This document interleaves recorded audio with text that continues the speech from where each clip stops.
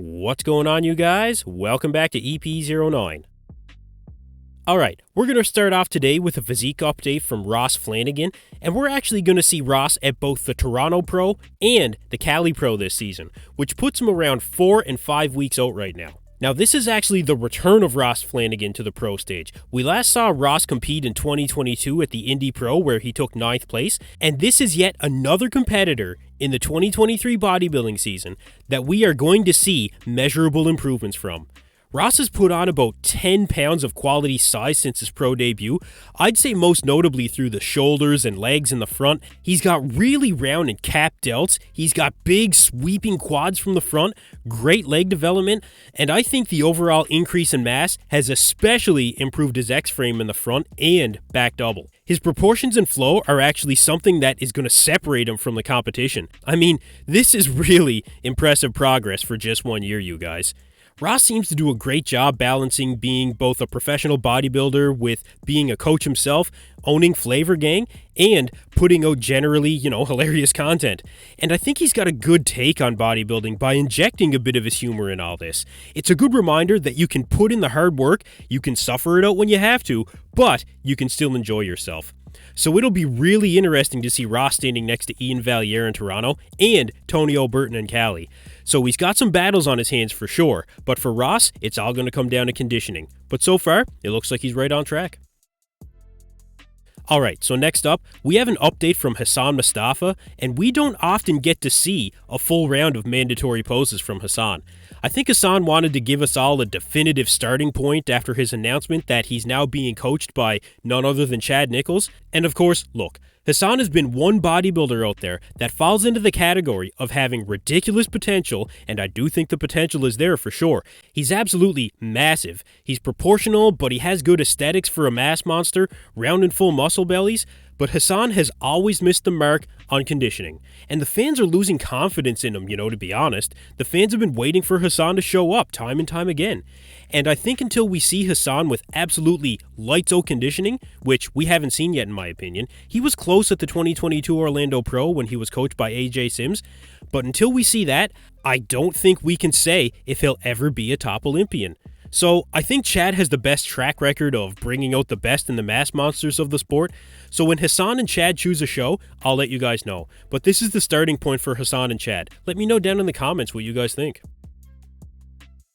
Okay, so next up, Michal Krizo is currently sitting at 8 weeks out, where he aims to earn his place back on that Olympia stage. And although he's definitely grown, Krizo stayed in pretty good off-season shape this year. So we're actually not sure what show Krizo plans on doing as of yet. Krizo did announce a couple of weeks ago he intended to do the Puerto Rico Pro, but it's been confirmed that the Puerto Rico Pro has now been cancelled. So, where might we see Krizo on the next stage? Well, in the next 8 weeks or so, we have the Orlando Pro, the Spain Pro, the Empro Classic, so it could be any of those shows, but I think it's likely we'll see him choose a European show. But he does look like he's on track to step on stage in 8 weeks. Krizo is easily one of the most anticipated athletes to be at the Olympia in 2023, and he was definitely the fan favorite of 2022. Well, him and Andrew Jacked. But for me, I didn't think it was possible for his arms to get any bigger, but I think he's going to be the #1 contender for best arms in the IFBB this year. Hopefully he can say the same for the improvements in his back and he keeps that midsection in check, but Krizo taking the stage in 2023 is one of the most anticipated showings of this season, and I'm sure we'll hear soon which show he plans on doing. Okay, so last up today, I wanted to follow up on Nick Trigili, who, as of when I'm recording this video, Bodybuilding and BS is still completely removed from YouTube. So it's been 3 days now, and Nick took to his Instagram where he says he found out a bit of why his channel was taken down. Check it out. So people keep asking, through the air, did you get strikes? Did you get violations? Did you get a warning?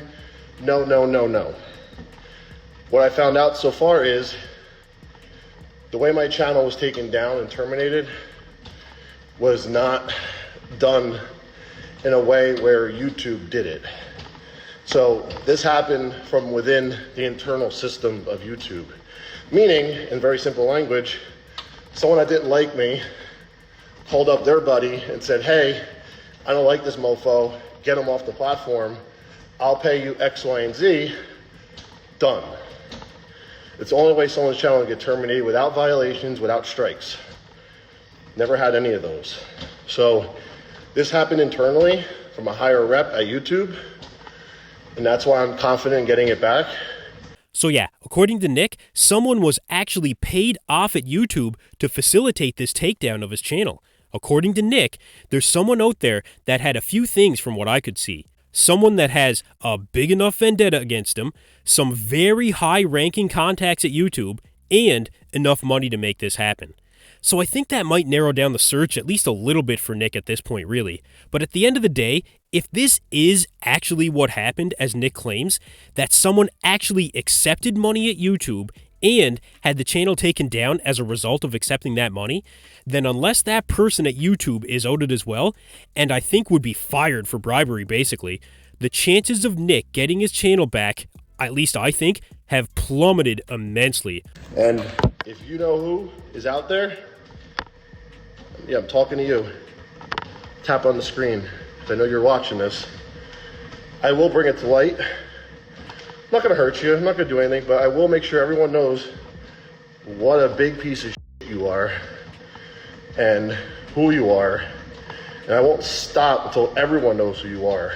I mean, honestly, you guys, to me, it still just feels like it was based on violating YouTube's harassment policies.